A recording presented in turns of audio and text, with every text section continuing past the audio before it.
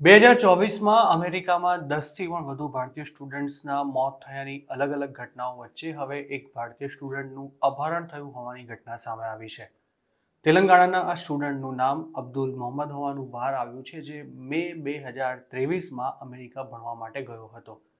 અબ્દુલ ક્લેવલેન્ડ યુનિવર્સિટીમાં ઇન્ફોર્મેશન ટેકનોલોજીમાં માસ્ટર્સનો અભ્યાસ કરતો હતો।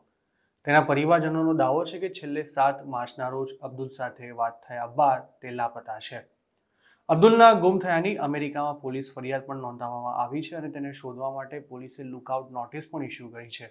જોકે અબ્દુલનો કોઈ અતોપતો મળે તે પહેલાં જ તેના પિતા સલીમને અમેરિકાથી કોઈ અજાણ્યા શખ્સનો ફોન આવ્યો હતો, જેણે તેમની પાસેથી $1200ની ડિમાન્ડ કરી હતી। અબ્દુલના પિતાનો એવો પણ દાવો છે કે તેમને ફોન આવ્યો ત્યારે બેકગ્રાઉન્ડમાં કોઈ વ્યક્તિનો રડવાનો અવાજ પણ આવી રહ્યો હતો, પરંતુ તે અબ્દુલ જ હતો કે કેમ તેની કોઈ ખાતરી નથી થઈ શકી।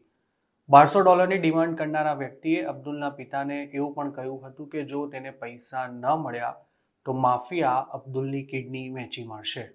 અબ્દુલના પરિવારજનોનું તેમજ અમેરિકામાં રહેતા તેના સંબંધીઓનું માનવું છે કે કોઈ ડ્રગ માફિયા દ્વારા તેમના દીકરાનું અપહરણ કરવામાં આવ્યું છે। તેમને ફોન કરનારા વ્યક્તિએ પણ પોતે અમેરિકાથી બોલતો હોવાનો દાવો કર્યો હતો, પરંતુ $1200 કઈ રીતે ચૂકવવાના છે તે અંગે તેણે કોઈ સ્પષ્ટતા નહોતી કરી।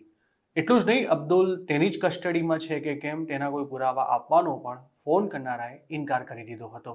12 દિવસથી ગુમ થઈ ગયેલો અબ્દુલ છેલ્લે ક્લેવલેન્ડની 13th સ્ટ્રીટમાં જોવા મળ્યો હતો। તેણે વ્હાઇટ ટી શર્ટ અને રેડ જેકેટ તેમજ બ્લુ જીન્સ પહેર્યા હતા। અમેરિકાની પોલીસે તેનો એક ફોટોગ્રાફ પણ શેર કર્યો છે અને તેની માહિતી આપવા માટે જાહેર જનતાને અપીલ કરી છે। 25 વર્ષનો અબ્દુલ 5 ફૂટ 8 ઇંચની હાઇટ ધરાવે છે તેમજ તેનું વજન 68 કિલો છે।